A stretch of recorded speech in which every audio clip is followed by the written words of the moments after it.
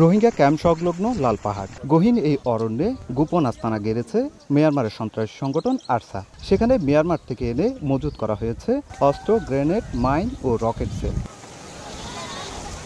RAB জানায় বেশ কিছুদিন ধরে ক্যাম্পে রোহিঙ্গাদের হেড মাঝি সহ কয়েকজন রোহিঙ্গাকে গুলি ও গলা কেটে হত্যা করা হয়েছে। তারই প্রেক্ষিতে গোয়েন্দা তৎপরতা বাড়ায় র্যাব। পরে উখিয়ার ক্যাম্প সংলগ্ন গহীন পাহাড়ে আরসার আস্তানা অবস্থান শনাক্ত করা হয়। বুধবার রাত 2টা থেকে পুরো লাল পাহাড় ঘিরে শুরু হয় অভিযান। এক পর্যায়ে র্যাবের উপস্থিতি টের পেয়ে সন্ত্রাসীরা গুলিবর্ষণ শুরু করে। র্যাবও পাল্টা গুলি ছোড়ে। জানতে পারি যে আমাদের এই রোহিঙ্গা ক্যাম্প ব্রিজ এক্সটেনশন সংলগ্ন একটি পাহাড়ি এলাকায় বেশ কিছু আরসার সদস্য বিপুল পরিমাণ অস্ত্র নিয়ে তারা অবস্থান করছে।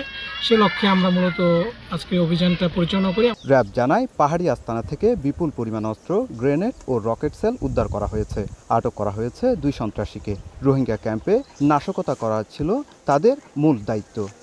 নগদে 500 টাকা বা তার বেশি পেমেন্টে পেতে পারেন ঢাকায় জমিসহ 20 কোটি টাকার পুরস্কার।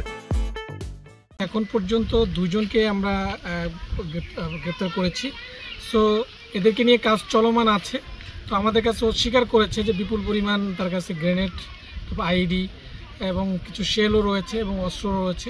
গেল 1 বছরে কক্সবাজারের উখিয়া ও টেকনাফ থেকে মিয়ানমারের সন্ত্রাসী সংগঠন আরসার শীর্ষ কমান্ডার, গান কমান্ডার সহ শতাধিক সন্ত্রাসীকে গ্রেপ্তার করেছে র্যাব।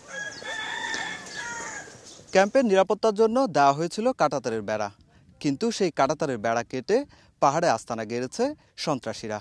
আর সেই আস্তানা থেকে ক্যাম্পে প্রবেশ করে চালানো হতো অপরাধ কর্মকাণ্ড।